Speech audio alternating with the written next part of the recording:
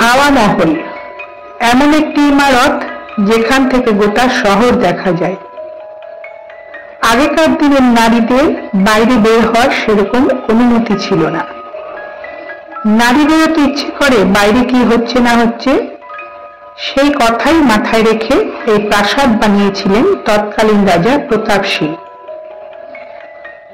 এমন একটি প্রাসাদ তৈরি করলেন মহলের ভেতর থেকে বাইরের দৃশ্য দেখা যাবে, অথচ বাইরে থেকে অন্দর মহলের কিছুই দেখা যাবে না, এমনকি ছায়া পর্যন্ত না।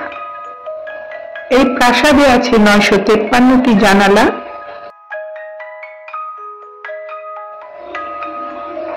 আর এই প্রাসাদটি দেখতে অনেকটা মাথার মুকুটের মতো।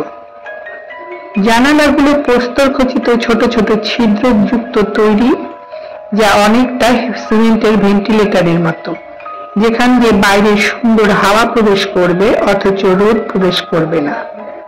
অন্দর মহলের নারীরা এখানে বসেই বাইরের দৃশ্য উপভোগ করতেন। অন্দরে যেতে হলে আপনাকে এই রাস্তা দিয়ে যেতে হবে।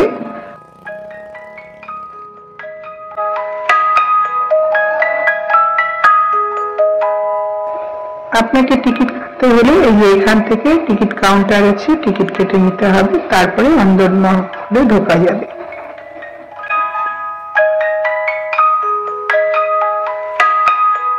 মূলত হাওয়া মহল তৈরি করা হয়েছিল অন্দর মহল হিসাবে, যেখানে পুরুষ মানুষের প্রবেশ ছিল একেবারেই নিষিদ্ধ। রানীদের অনুমতি বিনা এখানে কোনো পুরুষ প্রবেশ করতেন না।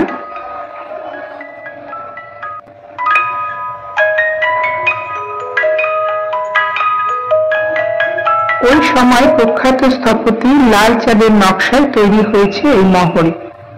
রাজপরিবারের মহিষীদের বিনোদনের জন্য এই মহলটি তৈরি হয়েছিল।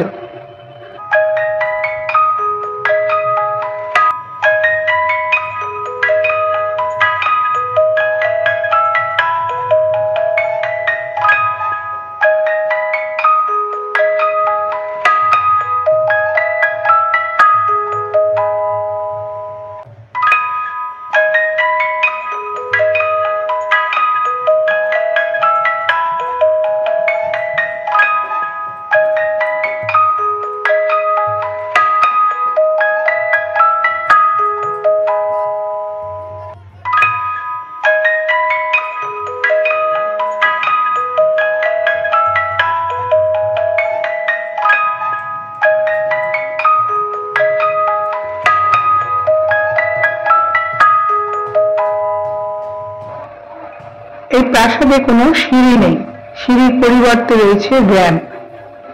তবে রানীরা এখানে পায়ে হেঁটে উঠতেন না, ওনাদের বহন করত ছোট রিকশার মতো গাড়ি।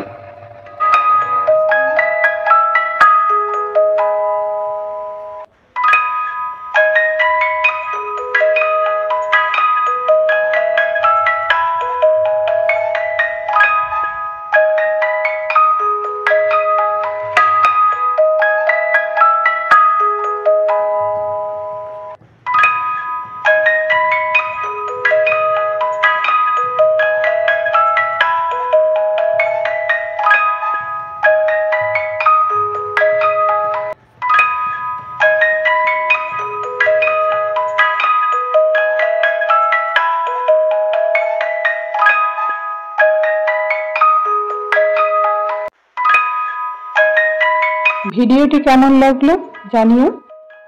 আজ তাহলে এই পর্যন্তই, আবার দেখা হবে নেক্সট ভিডিওতে।